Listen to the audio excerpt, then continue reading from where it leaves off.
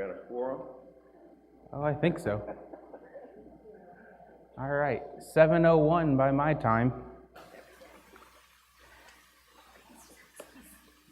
I never get started on time.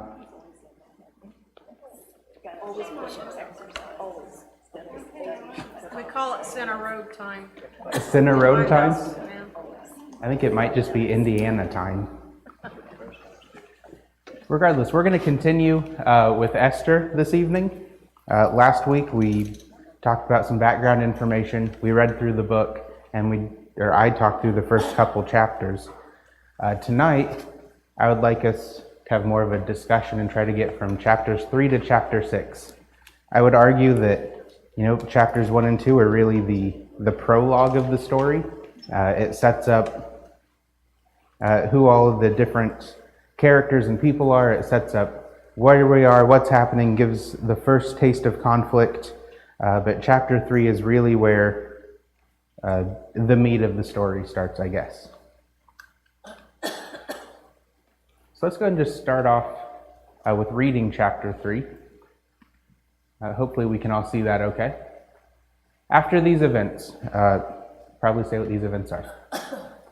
So, King Xerxes is the ruler of the entire Persian Empire, and that runs from touching Greece down to just the very northern bit of Africa, and then extends all the way over into parts of India. So he is ruling a large kingdom. He spent the last 6 months trying to basically show off how much wealth he had to garner support so that he could go and try to take over Greece and add that into his kingdom.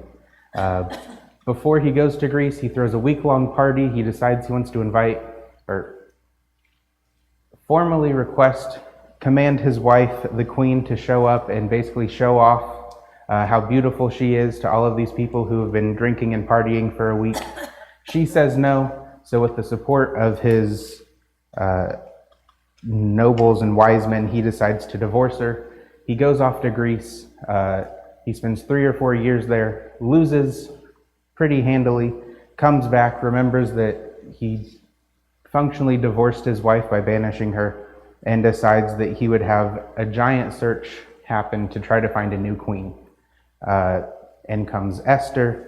She is considered very beautiful. She goes through a year-long beauty treatment of oils and makeup and everything.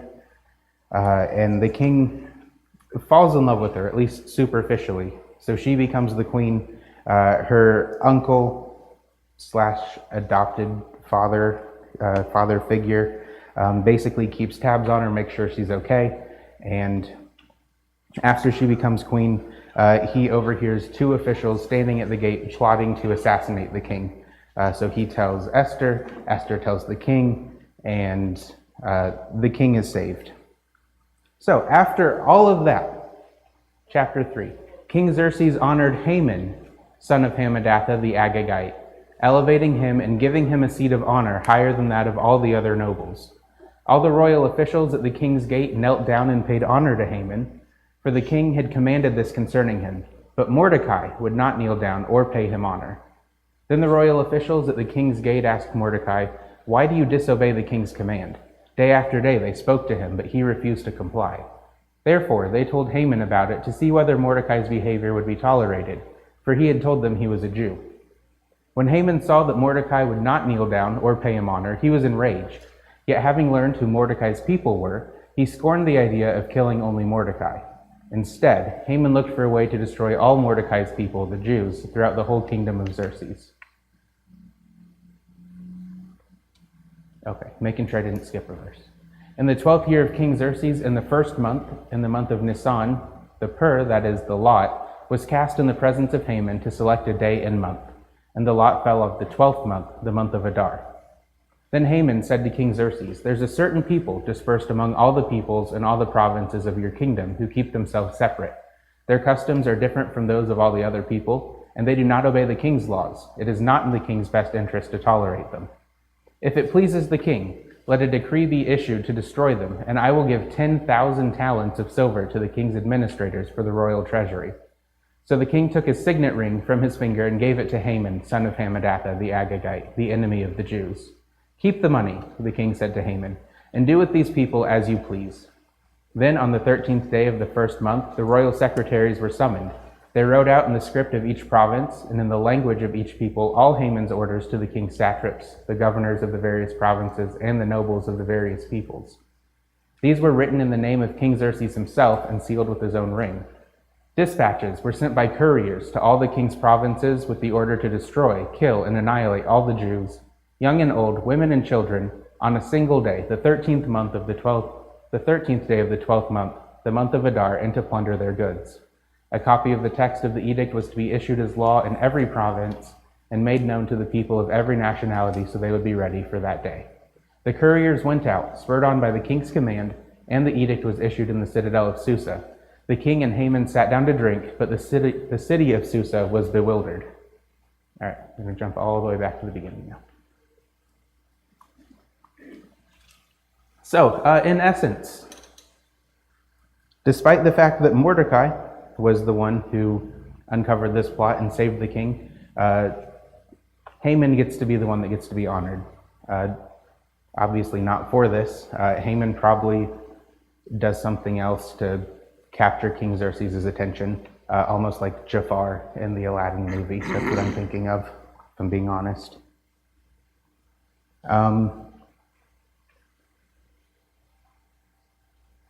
So Haman gets to be honored. He is considered better than all the other nobles, essentially the number 2 guy. This very quickly and very easily goes to his head, and so he has all the other nobles bow down and worship him. Already this is a problem. And then one person, Mordecai, does not kneel down. Haman doesn't notice himself. He's probably too busy basking in awe. Look at all these people who are bowing down to me. Look at how great I am. So these other royal officials notice Mordecai and ask, all right, why aren't you doing this? Mordecai's answer primarily is because he is a Jew. So naturally, he's not going to bow down to some random man. He's going to, bow down to God, no one else. Again, despite it not being mentioned. So in verse 4, it says, day after day they spoke to him, but he refused to comply. These royal officials just keep asking him, Mordecai, why aren't you bowing down to Haman? Mordecai, why didn't you bow down to Haman? Mordecai, why aren't you bowing down to Haman? It seems pretty obvious that, it's not going to happen despite their constant prodding. So their meddling causes problems in this chapter. Haman finally catches word that Mordecai, this one person, is not willing to bow down and worship him. So he throws a fit. He is not happy with just killing Mordecai, which is already, let's be honest, an overreaction. Instead, he decides, Mordecai's Jewish, and if the reason that he's not bowing down to me is because he's Jewish, then just kill all of the Jewish people. A reasonable decision, right? One person makes you upset, you should go ahead and just wipe out everyone that shares their culture and religion. No. No. So Haman formulates this plan, something wild, that in verse 7 it says, in the 12th year of King Xerxes. Remember, this whole story started in the 3rd year. Esther was married to King Xerxes in the 7th year. Sometime after that, Haman gets elevated. Mordecai refuses to worship him. So somewhere in this 5 years, I'm going to just assume in the way that it's structured, that it was 5 years that Haman held on to this grudge before he finally figured out a way to pitch to the king, hey, let's go kill all the Jews. I don't know. Does anyone in here hold a grudge against an entire culture of people for 5 years? Don't think anyone would admit to it. You know what? You're right. Okay. If you admit it to yourself, reconsider. Bobby, that was a good point. No one probably would admit to that. Regardless, genuinely, up to 5 years of waiting for this plan just because one guy wouldn't bow down and worship him. And that ties into the whole story of Esther because, Mordecai says, well, maybe, Esther, you're there for this whole reason. And I kind of forgot the whole time element, God had put her in that place to keep this from happening, but it was 5 years later. It wasn't like the next month, the next week. I mean, sometimes God's plan takes some time. Yeah, that is a good point that later on in the book, Mordecai tells Esther, hey, this might be the reason why you were put here. This might be why, you became the queen. And Bobby's right, there is a whole time element that 5 years, it's not like it was just, okay, married, plot, fixed it. There was quite a lot of time going. And then, Haman's not really, too pressed. I mean, he's pressed enough to be angry for half a decade, but he's also content to just functionally roll dice to decide, okay, now's when we should go ahead and kill everyone. Did I make note of how long that actually was?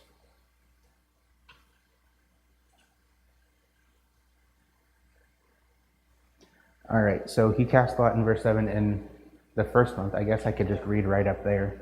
He was willing to wait 11 months, so it's not like, it almost makes it worse, because it's not like he was angry and he was going to do it in the heat of the moment. He was planning on it, and he was patient to do evil things. Yeah, that's right. I mean, he was, waiting for some amount of time to get to this point, and then he's content to wait another 11 months. Like, he is playing a very long game here. I think it's kind of funny how Haman tries to sell this to the king in verses 8 onward by trying to say, look, there are people who don't follow the same customs we do, and they're not good for you. He's been ruling for 12 years. If there was a problem, he would have picked up on it by now. The Persian Empire at this time was one of the first empires that basically said, okay, you can continue to practice your religion. You can continue to speak your own language. You can continue to have your own culture. And, as long as you don't try to break off or have an uprising, or as long as you pay taxes, you can basically keep doing what you want. But Haman still thinks that the correct way to go about this is there are people who are causing problems. Not exactly. And then in verse 9, he offers 10,000 talents of silver. When I talked about this on the Sunday morning young adult class, I looked up how much that would be. 10,000 talents would weigh about 340 metric tons. That is a lot of silver. For the record, last month, on July 21st, a metric ton of silver was about $795,000. So 340 metric tons is $270,330,000. Haman is willing to spend over $250 million to kill all of the Jews because one person didn't bow down to him 5 years ago.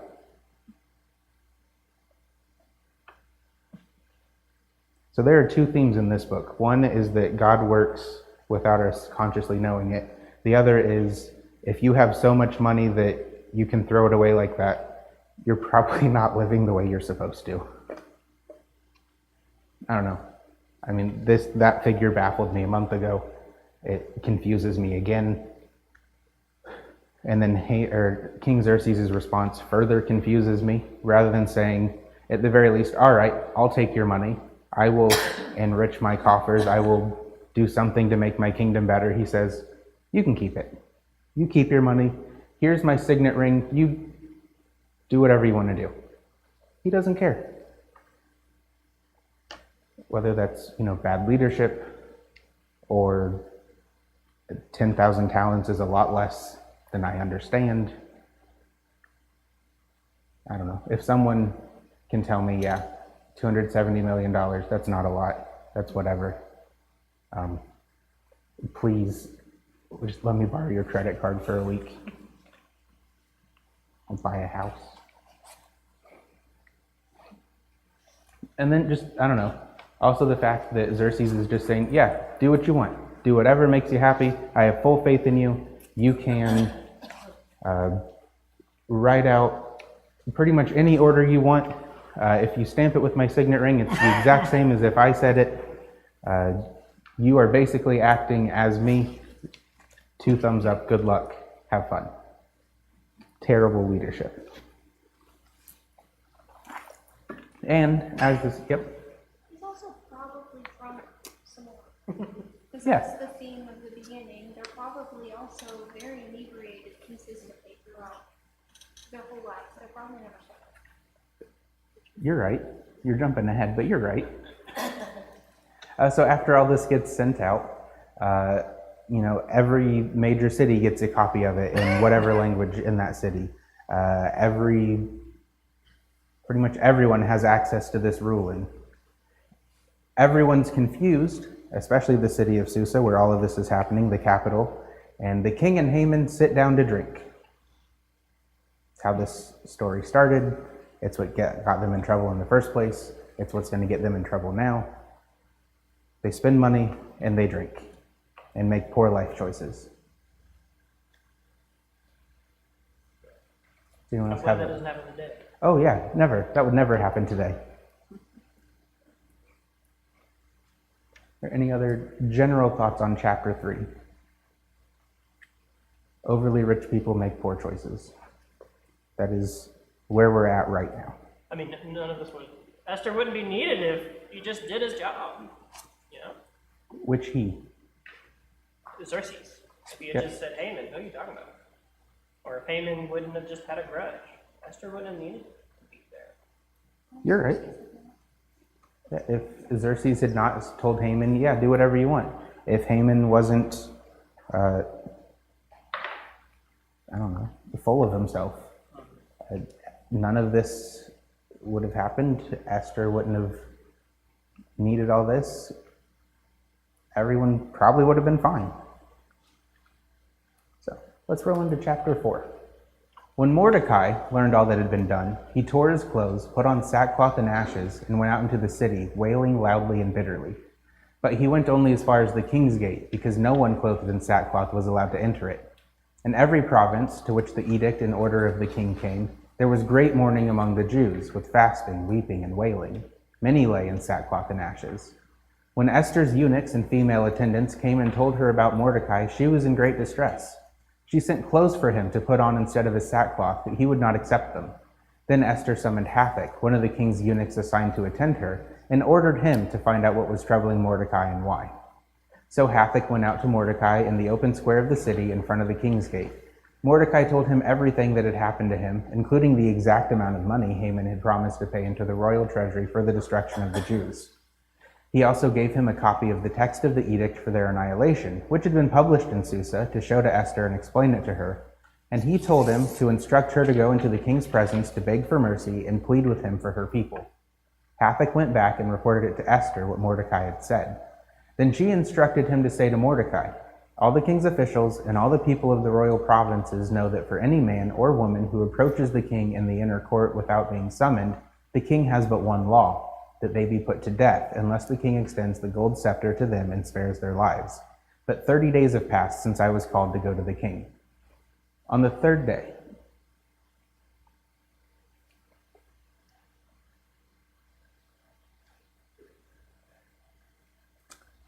I missed a whole chunk of that chapter. I'm sorry. That's why we have our Bibles. Picking up with verse 12 in chapter 4. When Esther's words were reported to Mordecai, he sent back this answer: "Do not think that because you are in the king's house, you alone of all the Jews will escape. For if you remain silent at this time, relief and deliverance for the Jews will arise from another place. But you and your father's family will perish, and who knows but that you have come to your royal position for such a time as this." Then Esther sent this reply to Mordecai: "Go gather together all the Jews who are in Susa and fast for me. Do not eat or drink for 3 days, night or day. I and my attendants will fast as you do. When this is done, I will go to the king, even though it is against the law, and if I perish, I perish." So Mordecai went away and carried out all of Esther's instructions.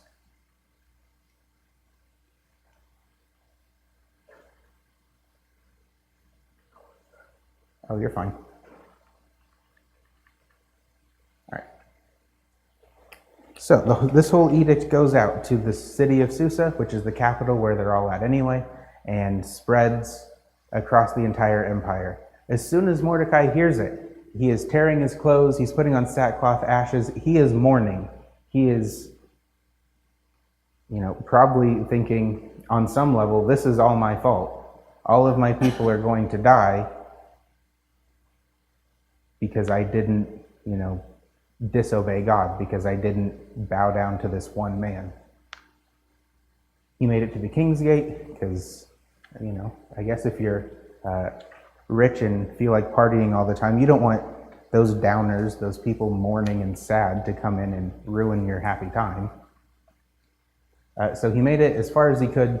Throughout the whole kingdom, other Jewish people are also mourning this impending destruction. I mean, they're given, less than a year, basically, before the whole empire is going to try to kill them. When Esther's eunuchs and female attendants came and told her about Mordecai, she was in great distress. It seems weird to me that she wouldn't immediately know why Mordecai was in great distress. You would think that if this ruling's getting spread out, to the city and everywhere, she would have an idea of what's going on. Yeah, Olivia? She would have been secluded in the harem, and they don't, and since she was in the harem, she was an object, so she wouldn't be told those things. Probably, maybe. Most I mean, likely. I would hope that if she was like the queen, she would have a little bit more No. opportunity to hear what's going on. But you're right, she probably wasn't. I mean, considering how Xerxes treated his previous wife, probably treats him like property. I mean, definitely treats them like property, but I don't know, maybe I'm optimistic that she would at least like get a morning briefing of, hey, here's what's going on. But yeah, you're right. I mean, she probably didn't. They're too modern of a thing. I guess so. Too modern of a thinker. I also think it's kind of weird that, when she hears that her cousin's wailing and mourning and wearing sackcloth at the gate, her first thought is not, oh no, we should go find out what's wrong. It's, he needs to put some clothes on. He needs to get out of whatever funk he's in. He needs to make himself presentable. A nice reading of that would be maybe if he puts clothes on, he can come in and tell her what's wrong. Maybe. We could hope. Yep. Somebody probably just came and said, hey, whoever he is to her, is outside, and he's not wearing any clothes, and he's being kind of loud. Yeah, probably. She probably was not given the full explanation of what was happening. It is somewhat disappointing that she's not able to just go out and talk to him herself, that she has to have Hathach run back and forth. I guess understandable. She's probably not given the freedom to leave as she wants. So they end up running back and forth. Mordecai explains to Hathach, look, here's what's going on. Here's how much money he tried to pay to kill all of us. Here's why I'm in sackcloth and mourning. Here's why all of the Jewish people throughout this empire are in mourning. And, I don't know, verse 8 kind of, I guess, highlights how out of the loop Esther is. That Mordecai, even in his mourning, has a copy of it. Like, he has, it's like, here's the law, here's what's going to happen. And she's just completely out of the loop on it. Because it's clearly been, like, very well circulated at this point. So they keep running back and forth.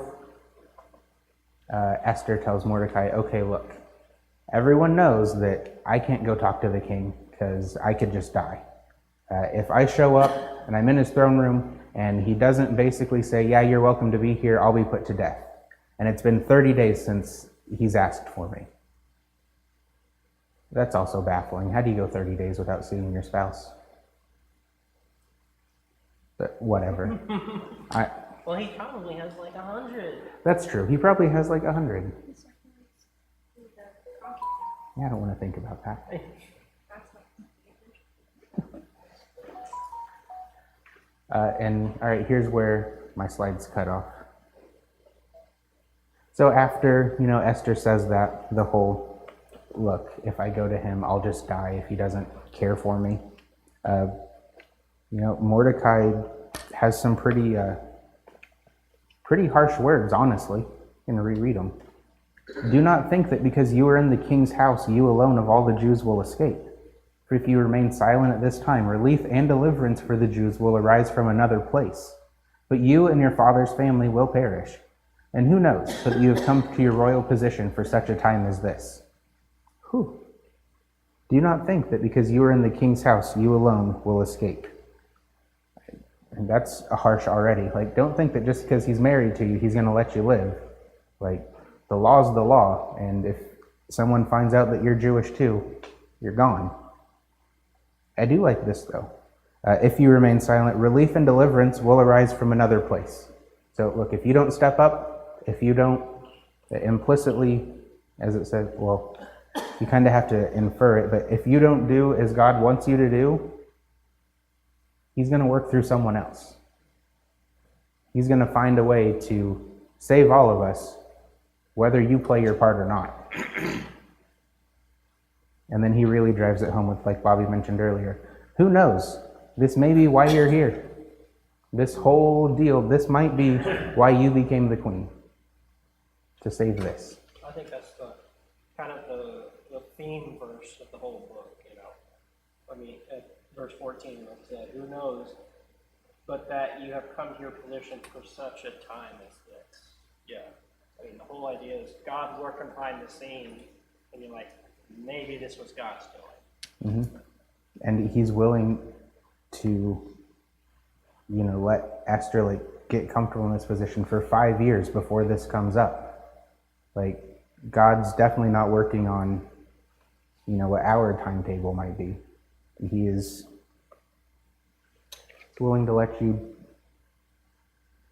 live your life before you're in that right place. And so, carrying out the rest of this chapter, Esther basically, kind of resigns herself, says, all right, take all the Jewish people, fast for 3 days, pray for me. When those 3 days are up, I'll go and try it. Because as Mordecai pointed out, if I perish, I perish. She's going to die either way, whether it's by trying to save all of her people or by taking no action. She really doesn't have an option in this. I guess she does, of course, but you know what I mean. So Mordecai went away, told everyone, okay, here's what we're going to do. Let's see if I have all the verses in chapter 5. On the third day, Esther put on her royal robes and stood in the inner court of the palace in front of the king's hall. The king was sitting on his royal throne in the hall facing the entrance. When he saw Queen Esther standing in the court, he was pleased with her and held out to her the royal scepter that was in his hand. So Esther approached and touched the tip of the scepter. Then the king asked, "What is it, Queen Esther? What is your request? Even up to half the kingdom it will be given you." "If it pleases the king," replied Esther, "let the king, together with Haman, come today to a banquet I have prepared for him." "Bring Haman at once," the king said, "so that we may do what Esther asks." So the king and Haman went to the banquet Esther had prepared. As they were drinking wine, the king again asked Esther, "Now, what is your petition? It will be given you. And what is your request? Even up to half the kingdom it will be granted." Esther replied, "My petition and my request is this.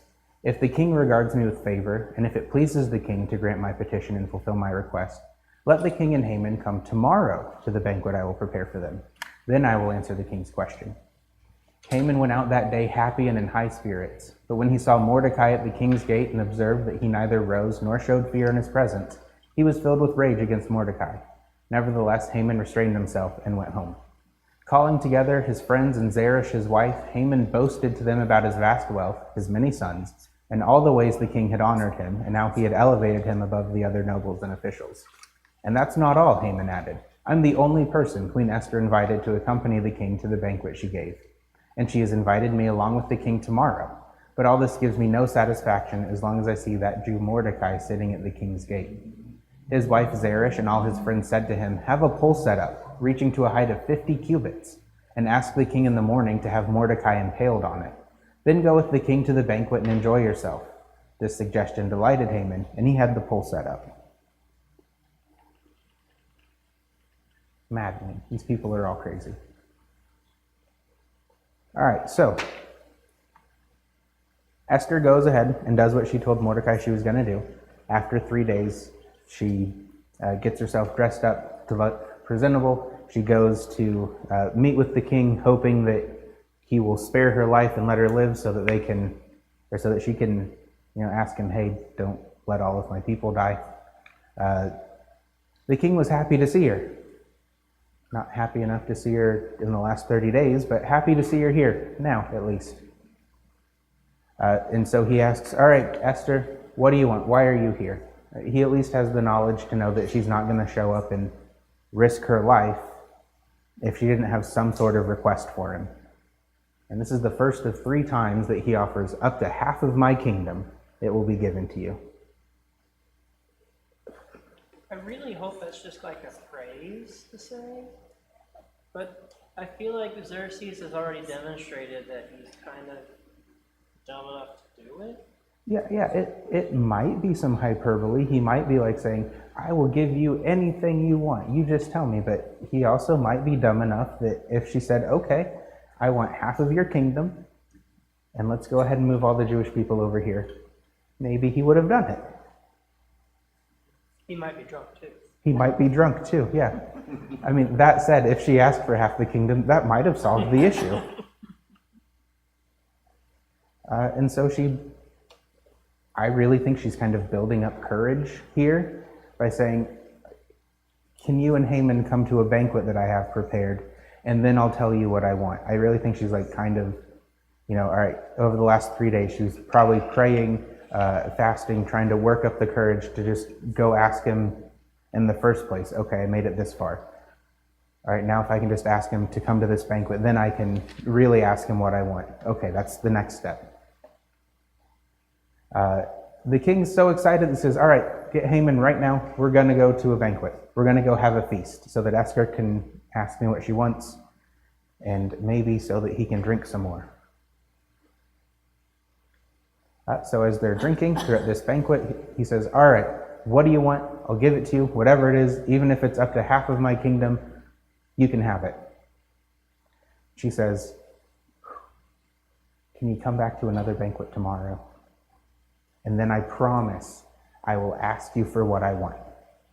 Like, she's definitely kind of just slowly trying to have the courage, the gumption, the whatever you want to call it, to like really ask for what she needs, which is,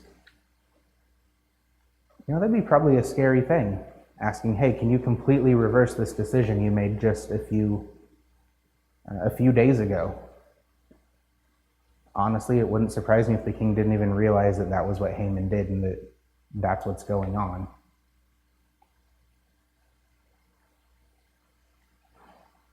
So Haman and the king both agree, yeah, we'll come back tomorrow. We'll have another banquet. We'll drink some more. It's a great time. Haman is so happy. He's having a great day. He's on his way home to brag about how perfect his life is. Then he sees Mordecai and it's all ruined. He remembers, oh yeah, that guy. To his credit, he restrained himself. He didn't do anything yet. Yeah. He's being set up. He's definitely getting set up. Absolutely. Esther knows what she's doing. He's being set up. He doesn't realize it, though. And it's going to get a lot worse. Oh, yes. These few verses, verse 11 especially, I just love it. Yep.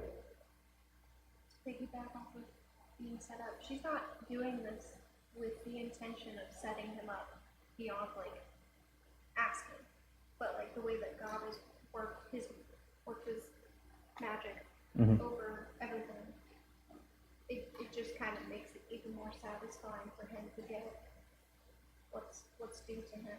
Yeah, that's probably a good point as well. But Esther's not like plotting like, all right, I'm going to completely turn the tables on Haman. He's going to get completely destroyed in all this, but it does, it makes for a better story. It's a concrete example of us on how God's more than willing to punish those that go against him, that it just so happens that he is digging his own grave here. But with verse 11, this makes me laugh so much. He just comes back from a banquet, gets all of his friends together, has his wife in the room, and says, "Look at how great I'm doing. I have all this money. Oh yeah, wife, you know all those kids? I have all these sons. Isn't that amazing?" I think she knew, right? And the king loves me. He's honoring me. He's making me out to be better than all the other officials. Haman's insufferable. If one of my friends called me over to his house just to brag about how great his life was going, I would leave. I might stay for dinner, because if he's doing that great, he should have good food.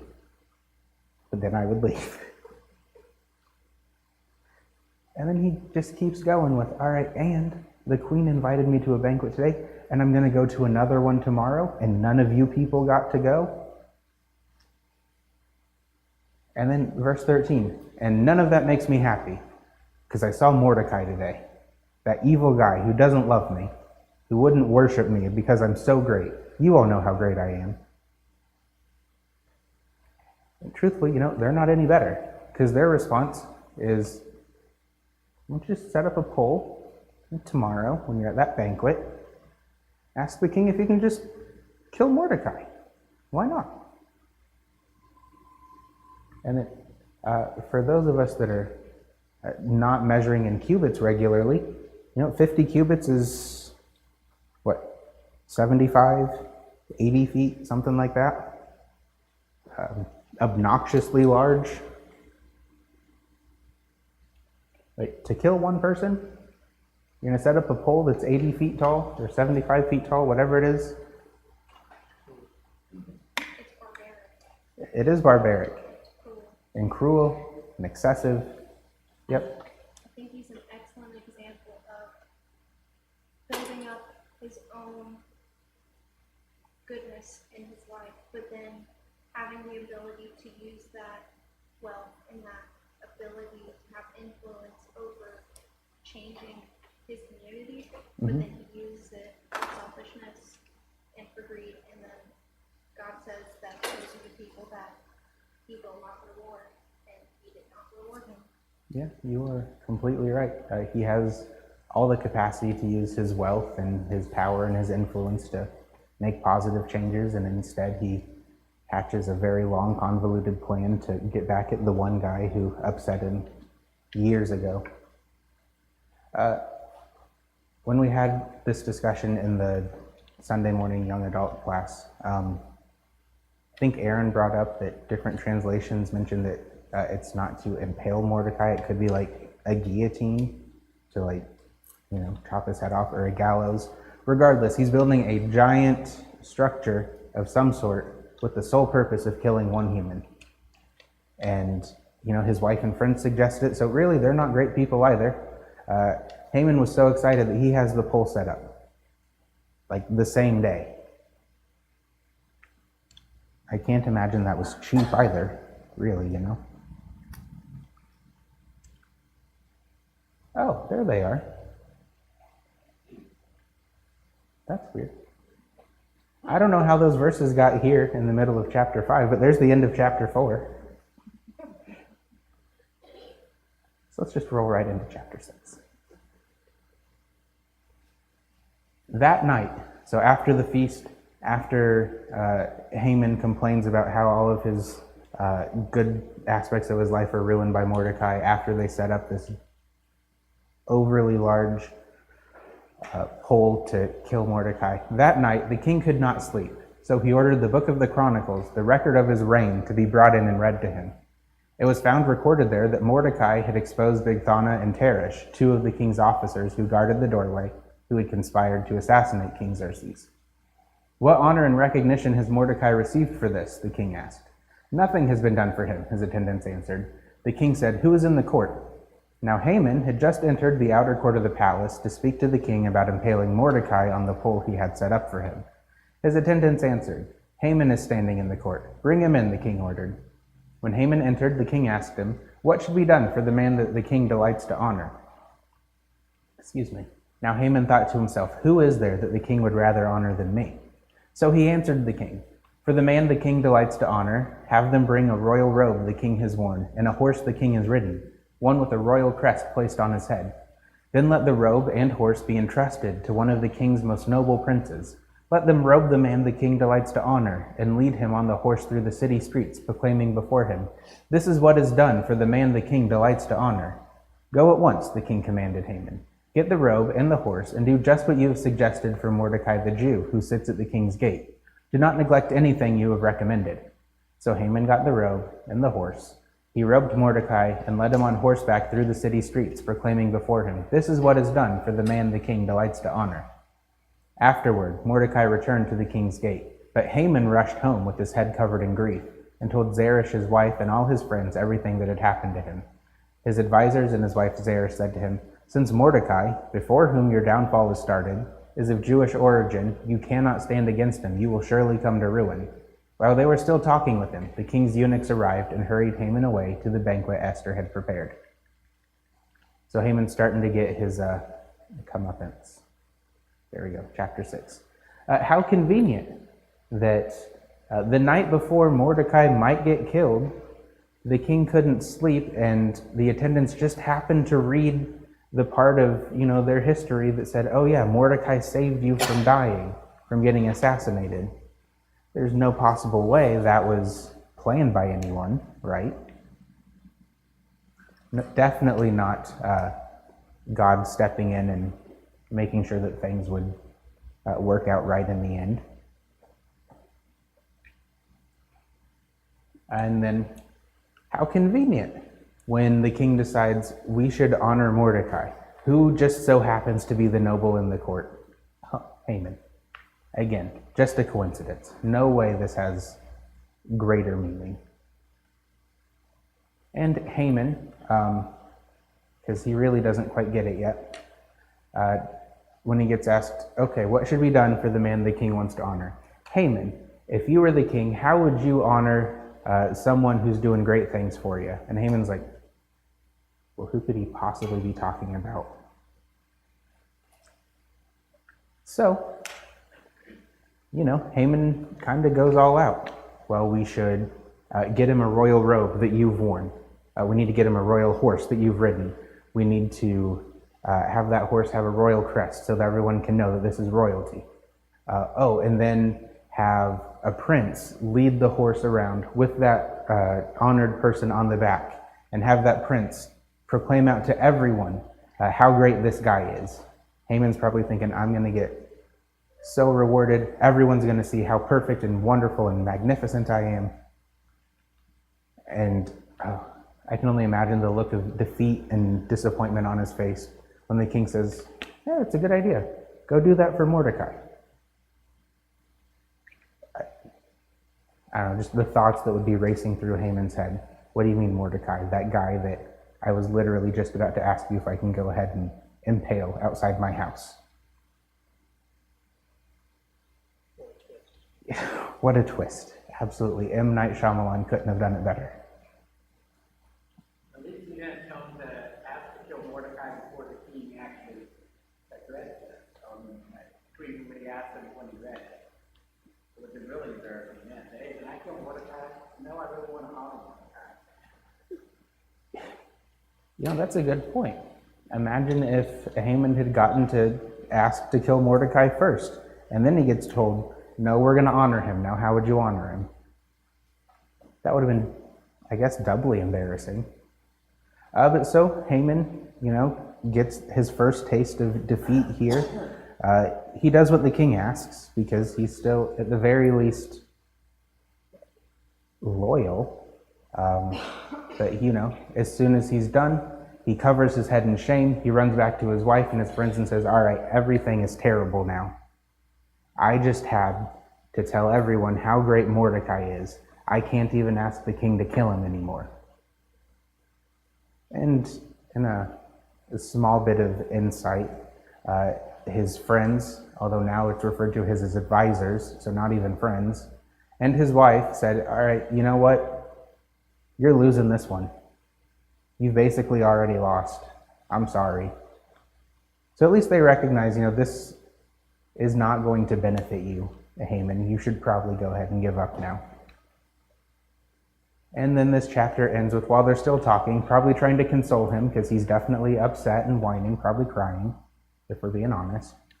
The king's eunuchs show up and say, all right, Haman, time to go to that second banquet. I can only assume that he might start to get an idea that things are not actually going his way, that he's not the main character in this story. But he may not know that yet. Let's see. Well, we've got a little bit of time to kill.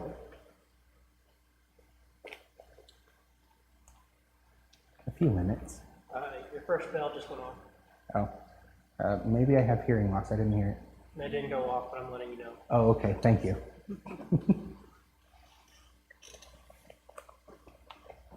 Let's see. I would like to look at 7, 8, 9, and 10 next week.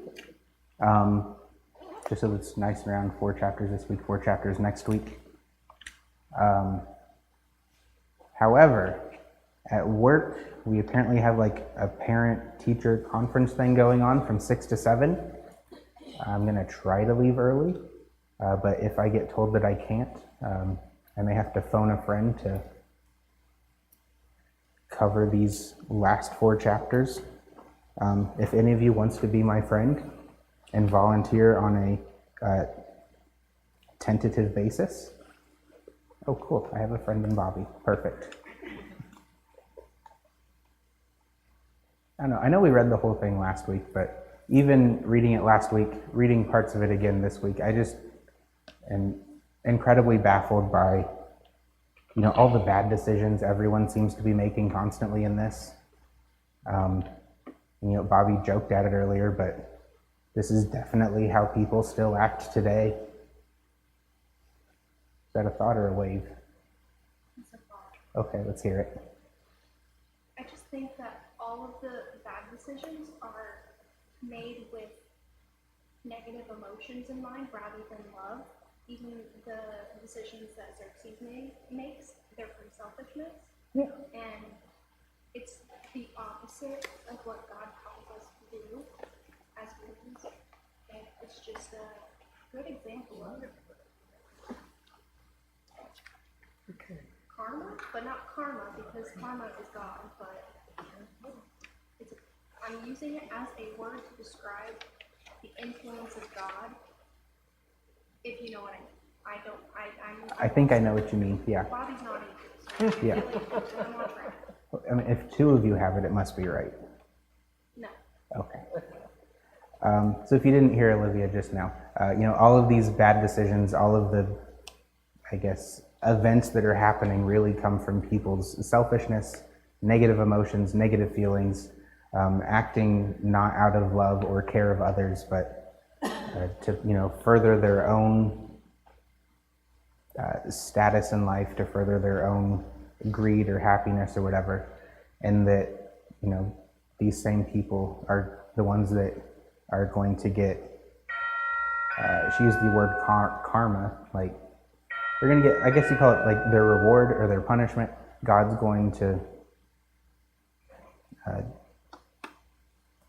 give them their due, however that works out. All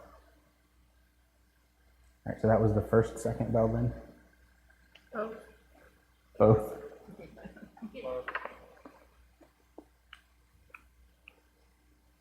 All right, well, I guess if that was the second bell, I don't know who's in charge now. I don't think it's me. It could be.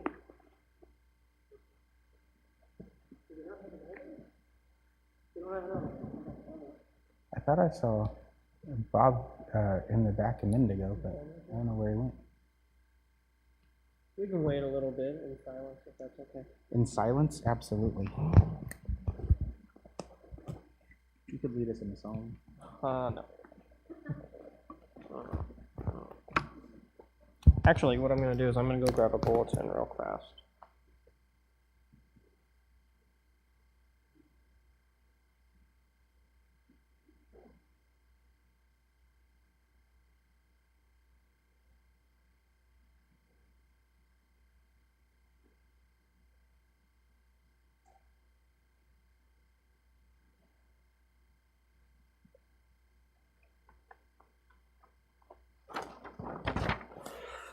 Well, thank you, Alex, for looking at Esther. Bob, do you want to do announcements? I literally just started. I hadn't said a thing. I don't know that I can add to that. Okay, let's see. I was just going to briefly mention there's a lot in the window here. We have Wacky Wednesdays coming up. Let's see, that's on the 13th of September. Let's see, we have, let's see, of course, we got our ladies' class going. Oh, our sympathies for the Bowmans. That funeral will be Saturday here at the building. And the details are in the window. Let's see, we still have a lot of people who need prayers due to their health. We've got John Botker. He did have a colonoscopy, and I think they said his entire colon now is infected, or I'm not sure what the right word is, but he's got problems with his entire colon, so he's still suffering. Dale Caldwell, he needs prayers. He's having some serious health problems. Last I heard, he was in the hospital. I don't know if he still is or not, but he was. Pat Bragg, she's at home doing better. Shirley Benner's granddaughter she has a hole in her heart, and it's repaired. It says it was Tuesday. Let's see, there's a whole bunch of others. Marilyn Tooley, of course, she passed away, and that's Penny's mother, Andrea Purcell's grandmother. So I'm sure there'll be probably a funeral coming up soon for that, and we have many others who are not well. Let's see. Anybody else have anything that I might have missed that I need to mention? And I think Bobby has closing prayer.